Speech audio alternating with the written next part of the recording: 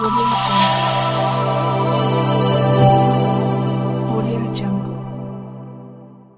श्री लाल बहादुर शास्त्री का जन्म 2 अक्टूबर 1904 को उत्तर प्रदेश के वाराणसी से 7 मील दूर एक छोटी सी रेलवे टाउन मुगलसराय में हुआ था।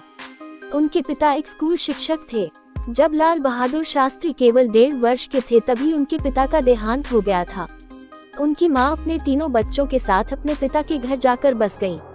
उस छोटे से शहर में लाल बहादुर की स्कूली शिक्षा कुछ खास नहीं रही, लेकिन गरीबी की मार पड़ने के बावजूद उनका बचपन पर्याप्त रूप से खुशहाल बीता। उन्हें वाराणसी में चाचा के साथ रहने के लिए भेज दिया गया था ताकि वे उच्च विद्यालय की शिक्षा प्राप्त कर सके।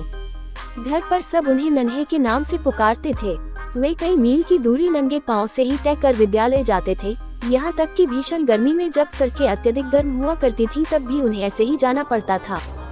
बड़े होने के साथ ही लाल बहादुर शास्त्री विदेशी दासता से आजादी के लिए देश के संघर्ष में अधिक रुचि रखने लगे। वे भारत में ब्रिटिश शासन का समर्थन कर रहे भारतीय राजाओं की महात्मा गांधी द्वारा की गई निंदा से अत्यंत प्रभावित हुए।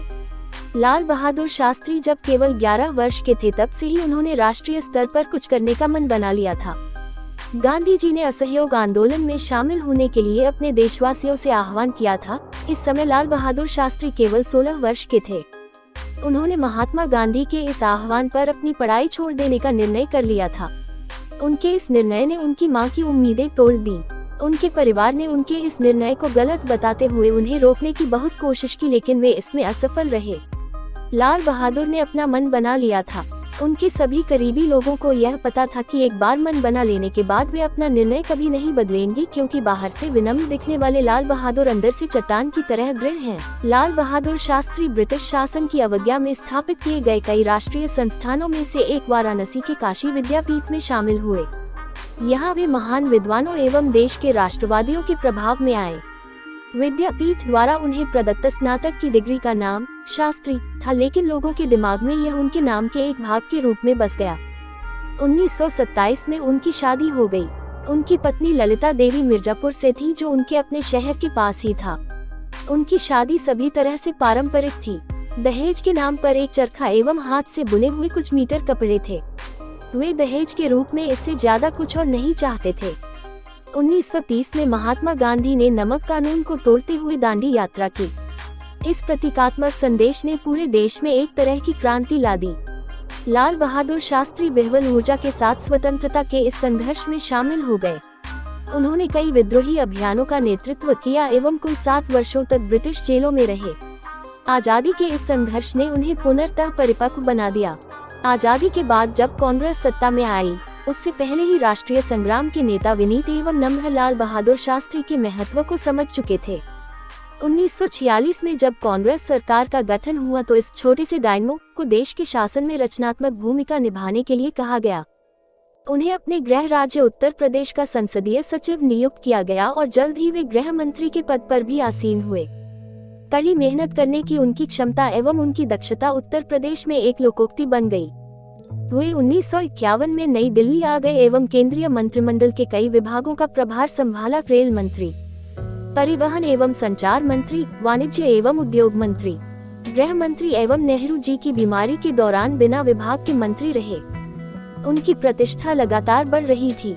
एक रेल दुर्घटना जिसमें कई लोग मारे गए थे के लिए स्वयं को जिम्मेदार मानते हुए उन्होंने रेल मंत्री के पद से इस्तीफा दे दिया था। देश एवं संसद ने उनके इस अभूतपूर्व पहल को काफी सराहा। तत्कालीन प्रधानमंत्री पंडित नेहरू ने इस घटना पर संसद में बोलते हुए लाल बहादुर शास्त्री की ईमानदारी एवं उच्च आदर्शों की काफी तारीफ की। उन्होंने कहा कि उन्होंने लाल बहादुर शास्त्री का इस्तीफा इसलिए नहीं स्वीकार किया है कि जो कुछ हुआ वे इसके लिए जिम्मेदार हैं, बल्कि इसलिए स्वीकार किया है क्योंकि इससे संवैधानिक मर्यादा में एक मिसाल कायम होगी।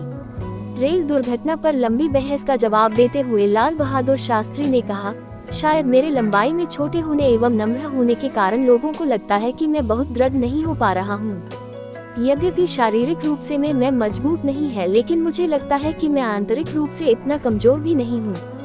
अपने मंत्रालय के कामकाज के दौरान भी वे कांग्रेस पार्टी से संबंधित मामलों को देखते रहे एवं उसमें अपना भरपूर योगदान दिया। 1952, 1957 एवं 1962 के आम चुनावों में पार्टी की निर्णायक एवं जबरदस्त सफलता में उनकी सांगठनिक प्रतिभा एवं चीजों को नजदीक से परखने की उनकी अद्भुत क्षमता का बड़ा योगदान था। 30 से अधिक वर्षों तक अपनी समर्पित सेवा के दौरान लाल बहादुर शास्त्री अपनी उदात्त निष्ठा एवं क्षमता के लिए लोगों के बीच प्रसिद्ध हो गए। विनम्र, दृढ़, सहिष्णु एवं जबरदस्त आंतरिक शक्ति वाले शास्त्री जी लोगों के बीच ऐसे व्यक्ति बनकर उभरे जिन्होंने लोगों की भावनाओं को समझा। वे दूरदर्शी थे जो देश को प्रगति के मार्ग पर लेकर आए। लाल बहादुर शास्त्री महात्मा गांधी के राजनीतिक शिक्षाओं से अत्यंत प्रभावित थे। अपने गुरु महात्मा गांधी के ही लहजे में एक बार उन्होंने कहा था, मेहनत प्रार्थना करने के समान है।